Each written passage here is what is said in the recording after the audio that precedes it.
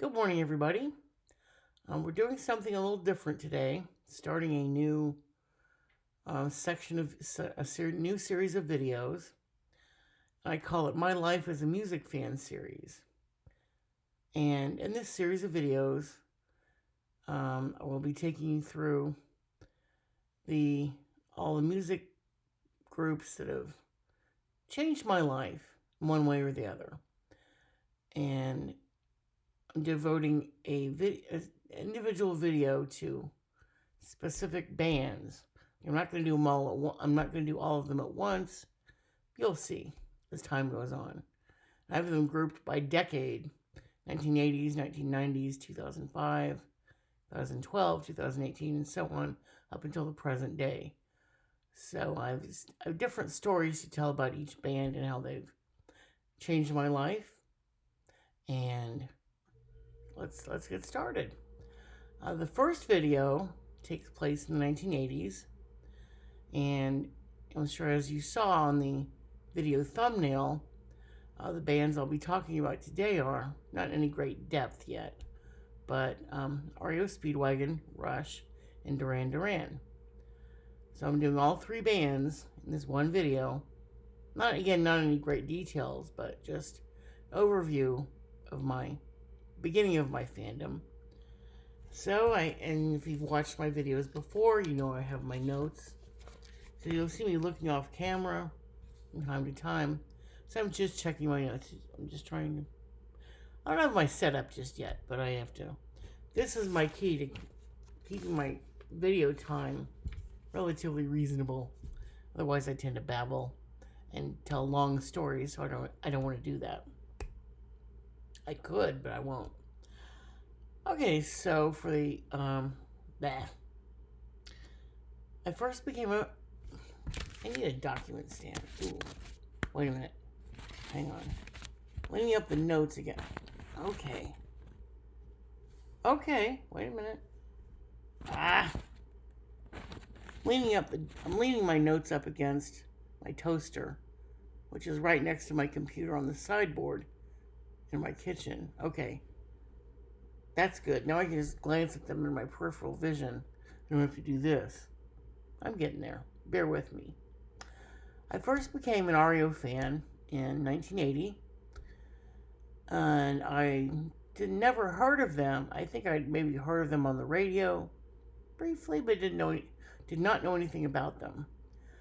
And I was on vacation with my family, visiting my aunts and uncles in Pennsylvania and West Virginia, respectively. And one day I went with my mom and my Aunt Betty to the Johnstown Mall, Johnstown, Pennsylvania. And they went one way, and I was released on my own recognizance. I was 12 years old. So they gave me $10, $20 or something just to go shop around and look and get something I wanted. So I wandered into a nearby record store in the mall, and I was flipping through the bins, as we had back then, vinyl record bins, trying to see something that interested me, and then I found it. Now, this is not the original one that I bought that day, but it's the 45 RPM Don't Let Him Go B-side, I Wish You Were There. It was a 45 RPM record, and the band photo on the back. And I saw it, and I looked at it. I was flipping it over in my hand, and I was intrigued by the photo of the band. And I think I had heard of... Remember, REO's name sounded familiar. That was when their hit album High Fidelity dropped. So they were everywhere, and I'm sure there might have been a huge in-store promotional stuff going on for the album. I don't remember that, but I'm pretty safe to bet that there was. So I'm looking at this 45. Maybe that's what led me over to find them. I don't remember, but at any rate, I saw this album jacket and the band photo in particular, and and my first thought Okay, there we go. And my first thought was, who is that cute guy in the middle of the photo, the one with the white jacket on? He caught my eye. He caught my eye first, out of all the other band members. There are no band member names to go with this photo, so I didn't know who he was. That detail will become very relevant in just a few minutes, but let me get to it. So, I bought this CD. Oh my God. I bought this record with the money that my mom had given me, and they bagged it for me, and I carried it with me, and then I found my mom and Aunt Betty again. And as soon as we got, I think I get one last glimpse at the backside, it was that, Don't Let Him Go. And then, okay, so I'm going to put that away now. So as soon as I got back home to Aunt Betty's house, she had a turntable. Not just a turntable, an entire, older adult audio system turntable. Really nice. Floor speakers, the big ones. The turntable. So the turntable was within, I think I could I sat on the floor with my CD, don't say that again, my 45 record that I just purchased, and I put it on the turntable. I started playing it and never heard the song before. And those of you who are familiar with this song, fan of REO or not, you'll know that the jungle drums in the beginning of it, and then the singing starts. More on that. Wait a minute. Don't get ahead of me. But I listened to the jungle drums at the beginning. I'm like, and then the singing started. And I heard the lead singer's voice for the first time. Not knowing his name, not knowing anything about him. I just knew. I was only thinking about, and then I was looking at, while I was listening to the song, I'm like, ooh, this is different. Very different. I was hooked immediately. Because prior to this, as you learned, in my previous video, I talked about my 1970s childhood, in which I mentioned I grew up listening to country music, which is what my family listened to. This was all mine, though. This is my interest in my music developing. But anyway, as I'm listening to the song, I'm holding the jacket to the 45 in my hand. I'm looking over this band photo, and I'm trying to figure out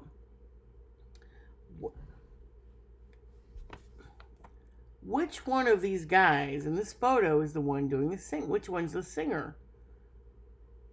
In the back of my mind, I was secretly hoping and praying it was this guy, the cute one with the big nose. The big nose. Who's the cute guy in the white jacket with the big nose? Of course. Anyway, don't get ahead of me. I'm getting there. But I didn't know. I had no idea. I had no way of knowing either. But I just kind of, you wonder. But I was more interested in the song at that point. So I played it a lot.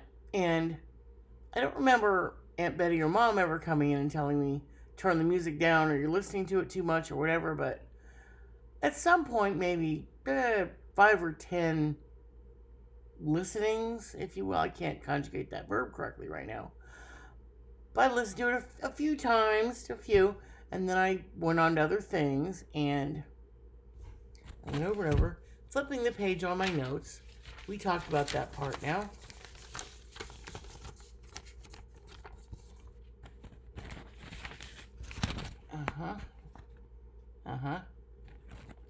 For what it's worth, if you get to know me in the real life, and I'm friends with you, and I'm comfortable with you, I will not follow handwritten notes when I tell stories.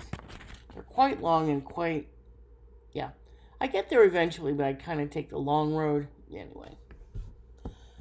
Okay, number 2. That was at Aunt Betty's house in Johnstown. The next stop in the family vacation was my Aunt Dot's house, Aunt Dot and Uncle Nem, in Morgantown, West Virginia. Again, we went to the Fairmont Mall, which is the big mall that everybody in Morgantown went to, because there is no mall in Morgantown. At least there wasn't in 1980, but Hell, maybe there's one there, I don't know. But at the time, everybody went to the Fairmont Mall. I think that was the name of it. Google it, whatever. Now this time, I had REO Speedwagon in my brain. I have to go find who's the guy in the white jacket with the guy in the white jacket with the big nose and the singer. I had to find all that out. I had to investigate that. So now I went into another record store, flip through the bins, and I went right to the REO bin, R's, and then they organized them by the artist title, artist name. You know how we did. Went right to them. There they were. There was nothing looking like this album or this. But there was an album that caught my eye.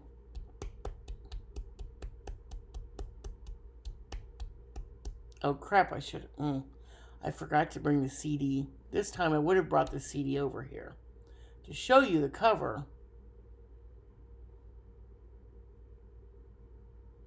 It would take too much time.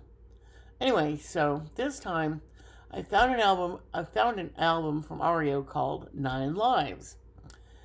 And the cover, if you know it well, bear with me.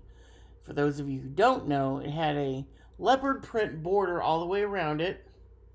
And then in the middle was the band photo. It was a cat-themed, feline, cheetah-themed 9 lives, meaning cats have 9 lives, duh. And the band photo in the middle, the band members were all dressed up in different costumes that were posed against, looked like an alleyway with red bricks on it, kind of three-dimensional perspective. And one of the band members had a Black Panther on a chain and a leash. And of course, they all had the skanky, skinny fashion models, dressed up like cats with ears and the thing. And there's an album cover now that's even way more interesting than this one even. So I saw that album cover and I flipped it over, and it has the individual song titles, individual cartoon cats with sunglasses on to match each one. I'm like, I flipped it. It's a double gatefold. One album, double gatefold sleeve. Band member photos. None of them looked like this photo, but at least they had their names, just their individual names. So we're getting closer to the mystery. We're getting closer. And I bought it, of course. Again, mom gave me $10, go shop. I got it, bought it, brought it back home to Aunt Dot and Uncle Nem's house. At the time, I was staying in my cousin Lori's old bedroom. I think she had moved out, graduated high school and moved out, something like that. Or she was away for the weekend. She wasn't in her bedroom, so I slept in her bedroom. She had a little turntable on the desk, just a single turntable. I think one speaker. That's all you really need. So of course, I took my album out. This time it's a 33 1/3, big guy, full 12 albums, I think it was, however many they had back then. Put it on the turntable, and as we did back then, when you get a record, either a 45 or the 33 1/3 album, you study the album jacket and you pull out the insert, look at the liner notes. I'll show you in a minute. And the song that I liked immediately, and it's still my favorite album from 9 Lives, and it's still my favorite song from 9 Lives to this day, Meet Me on the Mountain. And I listened to the whole album. I listened to the whole album front and back, of course. A side and B side. But Meet Me on the Mountain was, and still is, my favorite. Because it was so different. Okay, so that wraps up 9 Lives part. And then, as soon as we got back home, over the course of the next few months, I guess, I acquired my next few albums from REO. And it was, You Can Tune a Piano, But You Can't Tune a Fish. Colloquially known to the fans as the Tuna Fish record. First Decade of Rock and Roll. Good Trouble. And Actually, Good Trouble dropped in 1982. So a year. 2 years. Then over the course of the next 2 years. Glad I put Good Trouble on my notes. 82. Yeah. But, now this is where the show and tell portion begins. Remember I was telling you about the 45 sleeve? Photo didn't have any band member names on it. Well, I acquired High Infidelity record. That was the record. This was a single off of High Infidelity.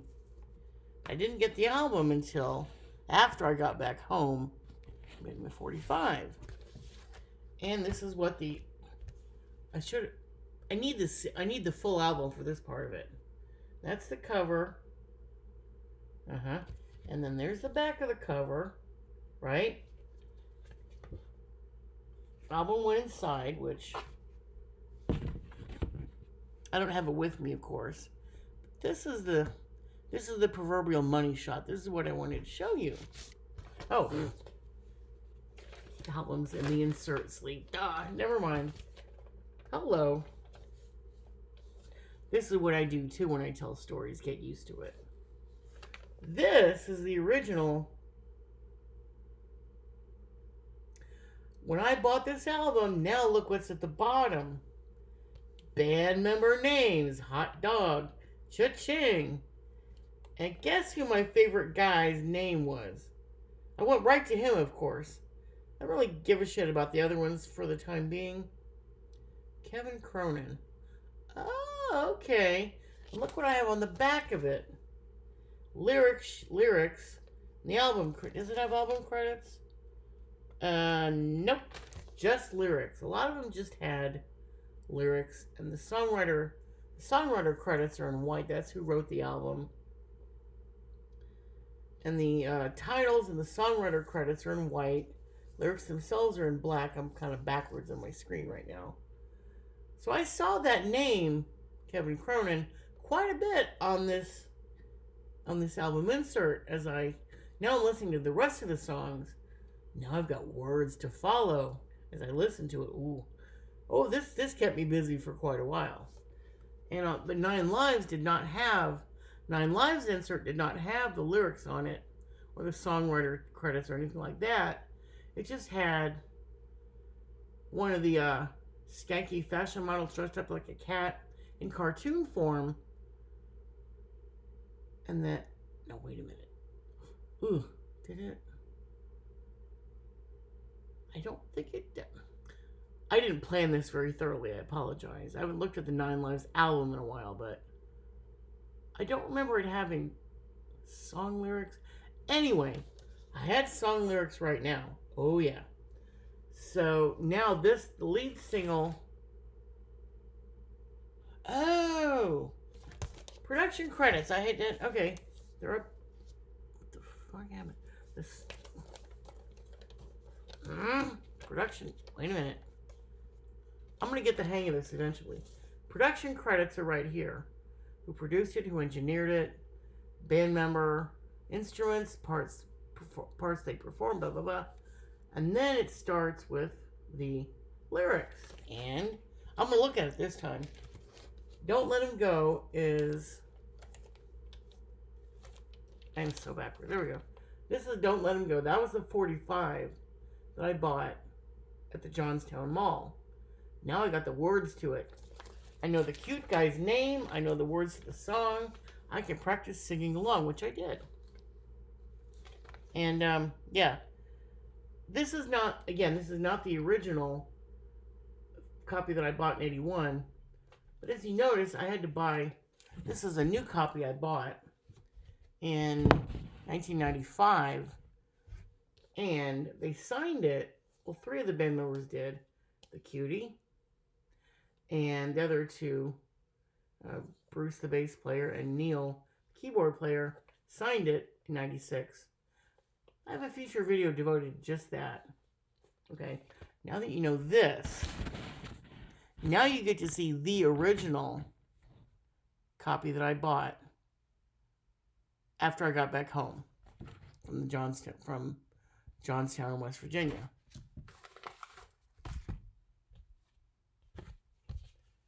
it looks the same. Now, the only thing that's different is over here, I took a purple marker and I colored in HI and high. It was white, like the FI and infidelity. And it probably is not going to show it very well on camera, but then I also, move your hand, dear. Thank you. I also put other associated little artwork and doodlings. I just did the high part. I didn't do the FI part. I don't know why, but there's that. And the back is the same. Everything's as per usual except my childhood graffiti. This is the fun part.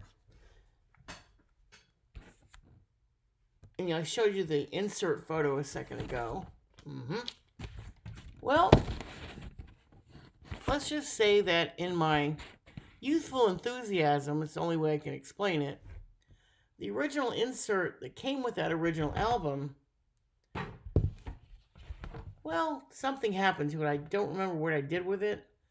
It was for the best. It was for good, though, trust me. So then I was just left with, this is the original album. Get the label straight, dear. Thank you. All right. This is the original high fidelity vinyl that I got that day. That part's original. What's not original, this has not seen the light of day since I did it in 1981 something. 2, whatever. Yes, I did. I created my own paper insert sleeve to protect the record because, as we all knew back then, you protect your records very, very carefully, and just leaving them loose in the paper cardboard sleeve, yeah, you could do that, but I didn't feel quite right about it. So I took notebook paper, a couple sheets of notebook paper, and Scotch tape. No masking tape, I think. Yeah. And then you can see my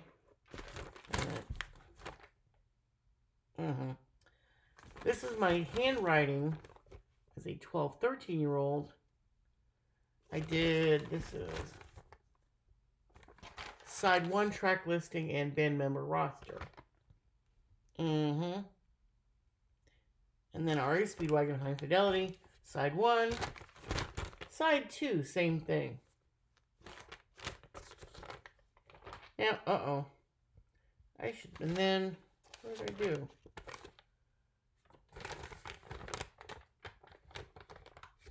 Nope, it's more tape. It's coming. I gotta tape it back together. Okay, you know what? Now that I made that discovery, I'm gonna put this back. One last glimpse. Side 2, side 1. That's it. That's all you get. Put it back in the original cardboard sleeve. That's sustained some wear and tear, but just, yeah. But it's ripped there and wrinkled there, but it's well loved. Probably wouldn't hurt for me to take some shipping tape and repair the spine a little bit, maybe. I'll fix it later. Now, to put the albums away. And then after that, I got the Good Trouble album, which I like it. And I don't have some of these original albums that I got, I had to completely replace in 95, 96's. 1995 or 96. They were either damaged or they were lost to the ether in time, or I don't remember. But Good Trouble, I have a replacement copy of, but it's vinyl. All my REO stuff is on vinyl. I like Good Trouble, and I still like it. It's a different change of pace for them musically. Not all fans dig it, but I did. Now I'm flipping the page of my notes. I'm going to get this together for the next video. Well, I won't have these bulky records Yeah, vinyl records do take up a lot of room, don't they? It took me a while to convert to CDs and become a fan of those, but I surrendered eventually. Okay. Is it going to stay up there? Yeah. Leaning my notes against the edges of my records. Okay. Other than my records, now we're going back to 1981. Nope, they fell over. Okay. Trust me, you want me to follow these notes. Trust me. Okay. Stay. Okay. Going back to when I first discovered infidelity back in the beginning, an overview of fandom in the 80s. I'll make it really quick and simple. We had paper fan magazines that came out. Usually it was once a month, the new issue or whatever fan magazine that you liked came out. They're always at the drugstore, convenience store, supermarket. It was at a magazine rack. You could subscribe if your parents were so inclined to indulge you. I didn't, mine didn't, so I had to go get my paper magazines from Eckerd Drugstore. Had the best ones, but you made the rounds. You always knew the convenience stores or whatever in town that if it didn't have the one store didn't have the magazine issue you were looking for, you just go to the next. We learned over time, and then if you have fan buddies that work with you and enable you, you enable each other. Then you just talk amongst yourselves, and everybody knew. You go, this store doesn't have the new issue of whatever. You got to go to this store, and then we go, sometimes alone, sometimes in a group. And you get the magazine. You stand there at the magazine rack, and then you decide if you want it or not. And most of the time, we did. I played my records on a Emerson turntable. The turntable, record player / record player, cassette deck, and radio all in one is a big box like that. The turntable had a covered lid on it. And then I had 2 speakers about this big. The tabletop speakers, they could be on the floor too. They were small, but they were mighty, as most record players and audio systems were back then.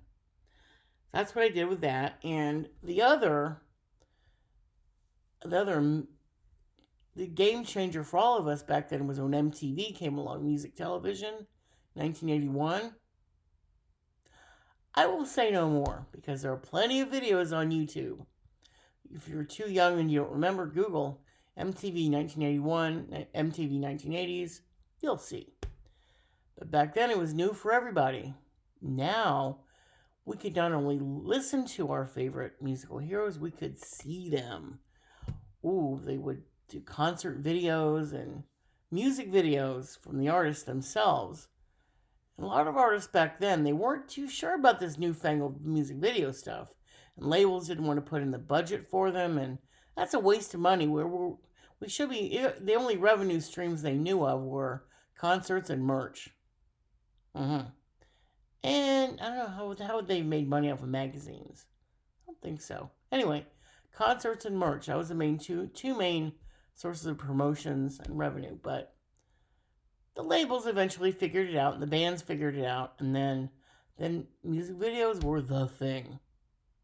Again, Google it if you're too young to understand. And my last point for this section is my best friend. I had one. She's, well, not my only fan buddy. I take that back. In my childhood years, teenage years, she was my only fan buddy. Her name was Hope. Her favorite band member was Bruce. Mine was Kevin, the cutie with the big nose and the white jacket. Remember him? Then, I don't really remember MTV necessarily, watching the concert videos, but what I do remember, they came out in 1981, a concert videotape taped at McNichol Arena in Denver. I think that was the venue name. It was in Denver, Colorado. Wheels Are Turning concert video in 85. That was from Kemper Arena in Kansas City, Missouri.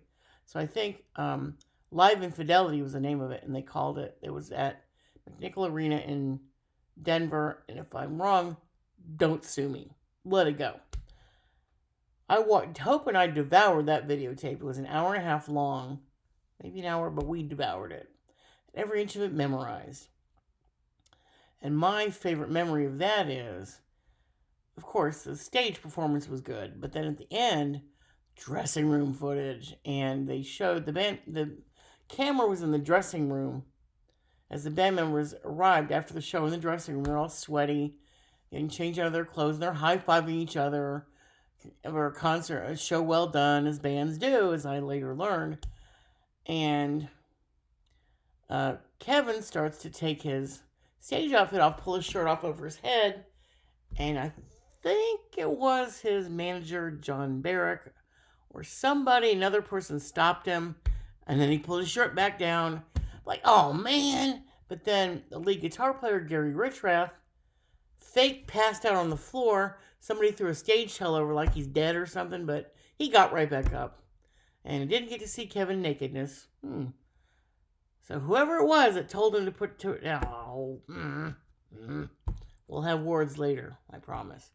No, we won't. And the whole time this backstage scene was playing, the Main Street Electrical Parade theme from Walt Disney World was playing over top of it. That was the score that they used. Maybe it was their front of house tape, I don't know. Their front of house walk-on music, I don't know. But anyway, did I say that right? Main Street Electrical Parade, Disney World, yes. Walt Disney World in Florida. Which, being a Walt Disney World fan, as I was earlier in childhood. Yeah. Google it. Okay, that's part 3. We are now closing in on the end. I knew this video was probably going to run a smidge longer, but I had more ground to cover. But I'm still just covering this overview of things. Okay. Watching my page of notes. Is it going to tip over? No, we're good. I didn't see any REO concerts, and this is going to be really, really quick. I didn't see any REO concerts myself until 1996. We're going to leave it at that. That's a teaser for another video that's coming up. I have an entire video devoted, actually the next one after this one, devoted to the 1990s era of my REO fandom. Wait for it. Right after REO, I discovered Rush, trio from Canada that they were, and discovered them in 1981. Hands on countertop. Moving Pictures, Exit Stage Left double live album, and they also had a feature-length concert video, Exit Stage Left, that I rented religiously from California Video every week. And that show was at in Montreal, Quebec, 81. I don't remember the venue name, but again, I have every inch of that memorized. I sat on the floor in front of our big screen TV at home in Florida. Rewind, remote control in my hand, rewinding my favorite parts over and over and over again. Took it back to California Video after 3 days, maybe a week. Usually did this on the weekends, whatever. But I had to take the VHS tape back. Handed it back in over the counter. Went back the next week, got it again. I'm sure it got lots of rental play at that time. The only thing I need to say about Rush after this is I did eventually get my own copy of, and I vowed one day I was going to get my own copy of Exit Stage Left concert video. I'm going to own that one day. I've got to buy that. That didn't happen until the spring of 2006. I'm looking at my notes on my computer. Oh, Okay, more on Rush later. The other albums I got at that time were 2112. Uh, their studio album. It's the one with the infamously long A side, 2112 Sweet. And then the B side was just 4 or 5 normal length songs. Then Permanent Waves, 1980. Which dropped in 1980, but I didn't get it until like a year later. No fan best friends anymore with Rush. Of course, I had fan magazines. And sadly, I don't have any copies of any of my old fan magazines from Rush. But I did buy them. Okay, that's Rush. Rush primer, if you will. Let's see. Okay, last section of the notes, Duran Duran. This is what I do. I just do, touch on each point as quickly and nicely and neatly as I can. Okay. Notes are going to stay up. Good. I'm looking. Duran Duran came along. I went to Melbourne High School, Mel High as we called it, in 1984. The albums were REO, Seven and the Ragged Tiger, and their debut album. Interestingly enough, not the one that's currently in circulation now, but it had another band photo, the current band photo of that time, of 84. Totally different band photo on it. If I was better prepared, I would have printed out that photo and hold it up. But Google it. You guys that have had the album, you know what it is. The paper fan magazines, as usual, don't have any of my old REO merch. MTV, of course. Now, Duran Duran were the poster boys for MTV. MTV was brand new at the time, and Duran Duran formed in 1978 in Birmingham, England, so they were really, really a brand new band when MTV started, and that was a marriage made in heaven. They admit it to this day, and the fans all know it. And the pivotal tour documentary of the day was Sing Blue Silver, and it was the video documentary about their 1984 North America and Canada tour to promote Seven and the Ragged Tiger.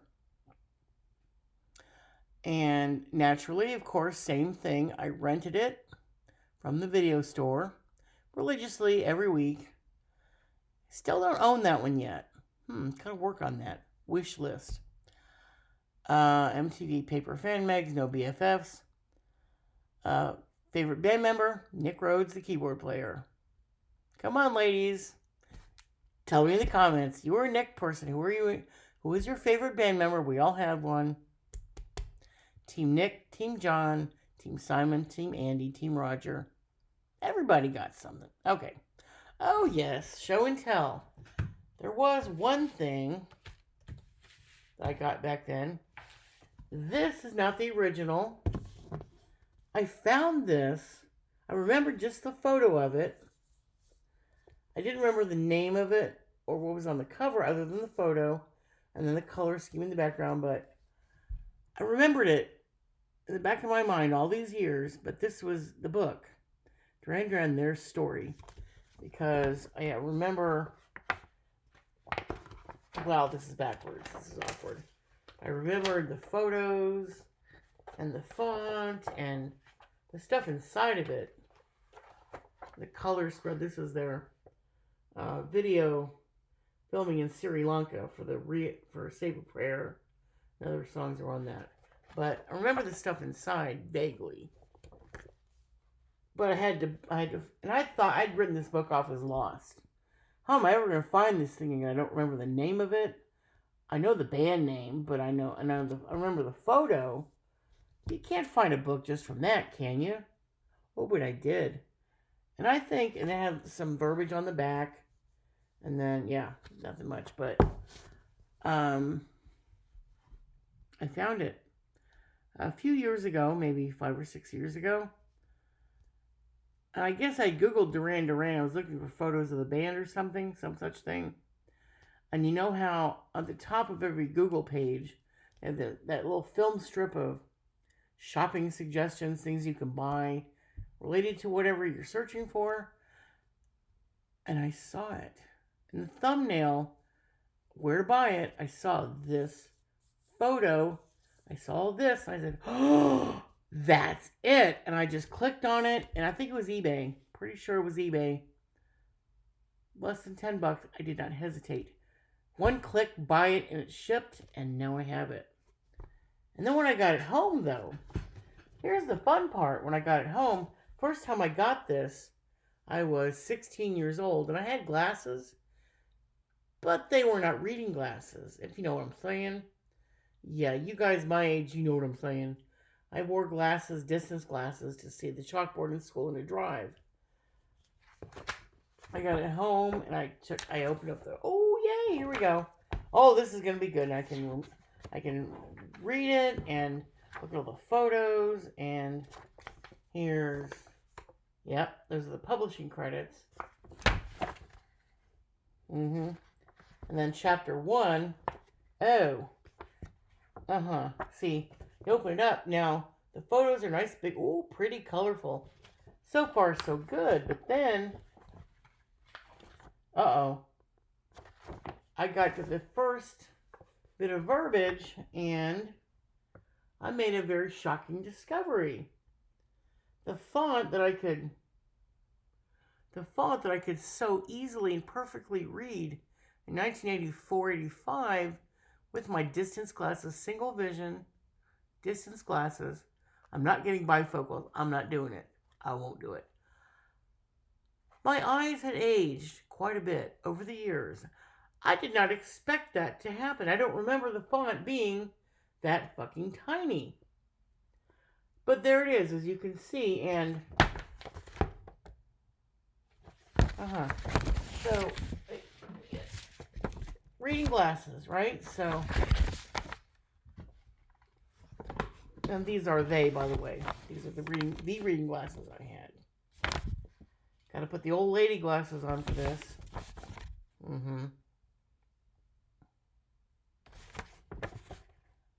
Okay, now I can read it. Okay. Woo. And then it started just the photos, then it went on. But even with my reading glasses on, I'm looking at it now and I'm going, that 3 or 4 point font? Good God in heaven. Yep. The pictures got smaller. Everything got smaller. Yet and still. Oh, yeah. This photo here. It's a photo of the band's crew. Are there any I think there's band members in there as well. Yeah, duh, they're right in front, dear. There's Nick, your redheaded favorite. Always will be. So the band's in the front, the crew members are in the back, and this diagram photo in the bottom, and then it's numbered, and then you match the little diagram up with the photo, and all the crew members' names are down there. My only story, and I remember this story very vividly in my mind, but I didn't have the book and the photo to go with it, but a classmate of mine at Melbourne High School, he was a bit of a smartass. This shithead. And he called me up one day, he had my phone number, and he called me up one day, and he said to me, in the most blatantly, I recognized his voice immediately, but, okay, put that down. Well, I need the visual though, hold on. Okay. Put on the counter. There's just no easy way to do this, is there? He called me up and he said, hey, Kim, this is Jeffrey from Duran's fan club. Do you have a minute to talk? And I'm like, Jeffrey? Wait a minute, Jeffrey. So I pulled this book out. I scanned this list of names of people, their crew, anybody I think he must have said Jeffrey's crew, or there Jeffrey was in Duran's crew or something. But I scanned this list of names. I didn't see anybody named Jeffrey on there. And I called him out on that. I said, well, that's funny, Jeffrey, that you work for their crew, because I'm looking at a photo right now of their crew from this book I just bought, and I don't see your name on it. What role in the crew did you play? He says, oh, I gotta go, click. That was that. And that brings us back to our page 1 of our notes. So we are done with that. Check the run time. 45 minutes. Okay. Yeah, the videos, the first few videos were a little shorter because they were intro videos, introductions. Didn't really have a whole lot to say, so all right. That's it. If I hadn't made these notes, we'd be here for the next 2 or 3 hours easily. I keep myself on track this way. It really works. You just got to see me tell stories in real life to know. Anyway, all right, let me go upload this and make my thumbnail photo for YouTube. I'll see you guys on the flip side, on the B side.